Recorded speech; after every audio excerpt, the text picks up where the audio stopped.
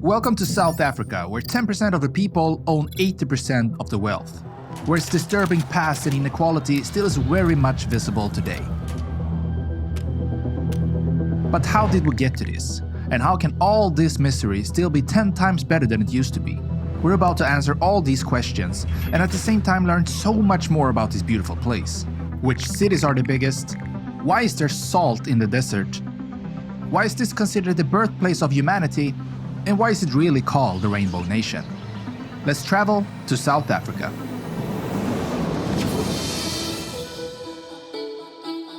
So what do we really mean by South Africa being unequal? Well, take a look at these pictures. Now what you don't see is that in reality these places are right next to each other, yet they look like completely different corners of the world. On this side there are nice houses with pools, and on the other side we see these shed types of buildings. Now what's interesting is that in this area the majority of the residents are black, while on this side the majority is white. And this is not specific to this particular area, but the majority of South Africa. You see, in this country, the color of your skin seems to be equivalent to where you will live. But why is it like that? Well, because for a long time, South Africa was under apartheid, a system that made segregation into law.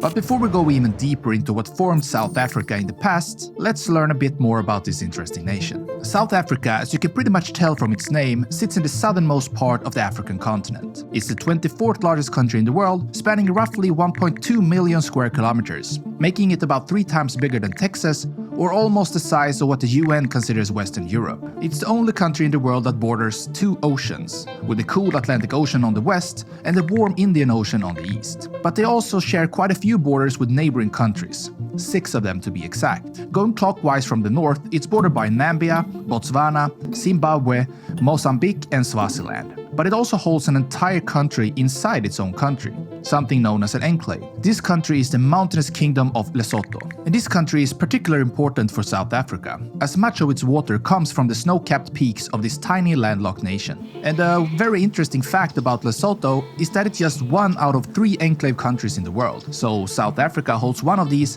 and the other 2 are located in Italy. Another thing that South Africa has in common with Italy is the population, as the nation is home to almost 60 million people. And the diversity here is just incredible, earning South Africa the well-deserved nickname the Rainbow Nation, due to all the various cultures that exist here. And it's not just a metaphor. The nation actually has 11 official languages, which tells you quite a lot about the melting pot of people South Africa really is. And the country is home to a lot of famous people as well, such as Oscar-winning actress Charlize Theron and the futurist entrepreneur Elon Musk. Now, many of the South African people live in a town called Cape Town, which is the 2nd largest in terms of population, or in the city named Pretoria, which has the largest area, followed by Bloemfontein. Interestingly, all of these 3 cities are capitals, at least sort of, as they have various responsibilities. Pretoria is the real capital and also the administrative capital. Cape Town is the legislative, and Bloemfontein is the judicial. So what does this mean? Well, simply that each city has its own responsibility. In Cape Town they make the laws, in Pretoria they manage the government, and in Bloemfontein they interpret and apply the law. Now the most populous city in South Africa is none of these, but instead one that many of us have heard before, Johannesburg. It has gotten the nickname the New York of Africa, thanks to its constant hustle and bustle. And an interesting fact about this city is that it has a very special street, the Vilakazi Street, and that street is the only street in the world that can claim to have had 2 Nobel Prize winners as residents, as both Nelson Mandela and Desmond Tutu has lived here. Other notable cities include Durban, East London, East Rand and Port Elizabeth.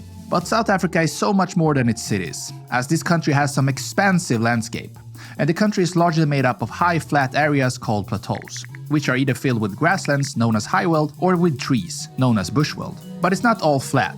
To the east, west and south lies a mountainous region called the Great Escarpment, which in turn is home to the eastern range known as the Drakensberg, or Dragon's Mountain, where some peaks soar over 3,400 meters above sea level. But perhaps the most iconic mountain is Table Mountain, which overlooks Cape Town. And while we talk about peaks, let's mention the depths as well, as South Africa is home to the Mponeng gold mine, one of the deepest and richest gold mines on the planet, with depths of up to 4 kilometers. And they also have diamonds, and the largest ever found was unearthed here in 1905, well, not in that cave, but in the country. Anyway, so the landscape and geography of South Africa has turned the nation into a hotspot for biodiversity. where everything from aardvarks to zebras, and yes, even penguins lives.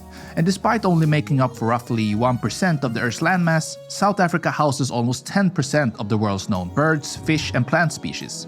And it's the only country in the world that holds an entire floral kingdom inside its borders. So out of the 6 existing floral kingdoms in the world, 1 is entirely inside South Africa. With all this wildlife, the country also works hard to preserve it, and it has a lot of national parks throughout the nation. The most famous one is the Kruger National Park in the north.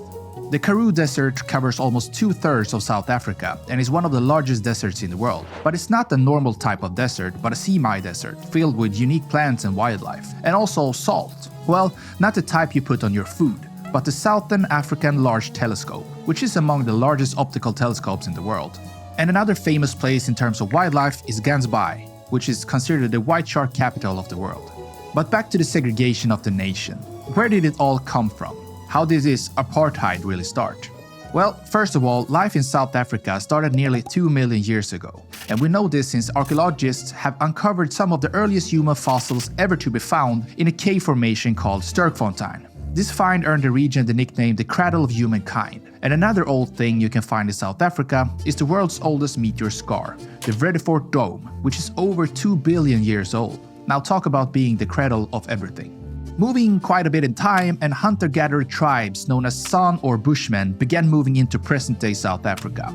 And many San still live, just like their ancestors, around the Kalahari Desert. In the 1400s, European ships heading to the Far East began stopping on the coast of South Africa for supplies. And in 1652, the Netherlands, who else, right, established the city of Cape Town, and Dutch farmers began settling in the area. Now the term Boers comes from the Afrikaans word for farmer and was used to describe the people in southern Africa who traced their ancestry to mostly Dutch but also German and French settlers.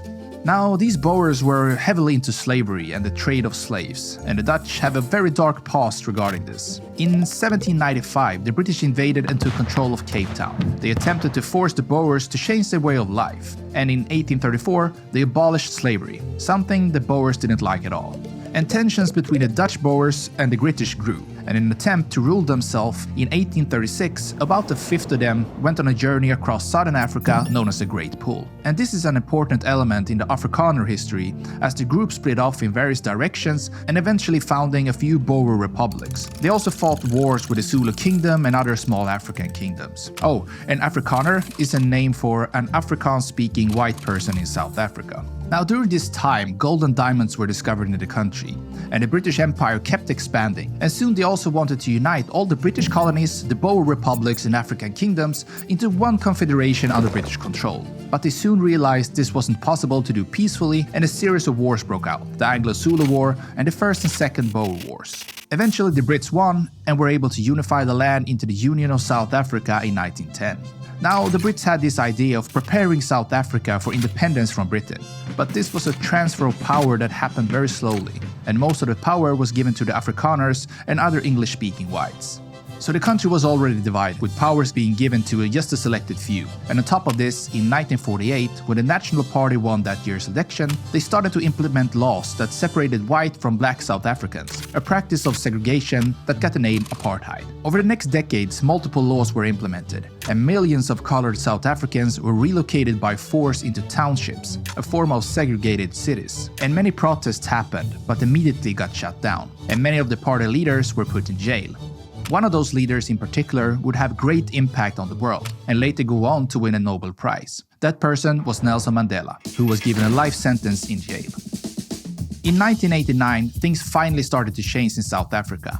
The ban on political black parties was lifted, freedom of the press was instituted, and all political prisoners were released. And in 1990, after 27 years behind bars, Nelson Mandela, the very symbol of black liberation, was freed. In 1994, which was the first time the government allowed re-elections, Mandela was elected as the first black president of South Africa, and he served until 1999. Today, South Africa is considered a free democracy, where elections and civil rights are respected, even though in recent years there have been some issues of corruption in the government. It's the second largest economy on the continent, but yet income inequality and the gap between people are still major issues. And remember those images you saw at the start? Well, apartheid went away, and things got 10 times better for sure. But the townships still remain.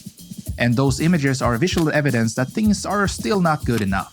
Then bring on the fact that South Africa has among the highest unemployment rates in the world, and you start to see why this nation is the most unequal in the world. Now let's talk about the flag. The flag was adopted in 1994 and was chosen to signify the new democratic dispensations, following the end of apartheid.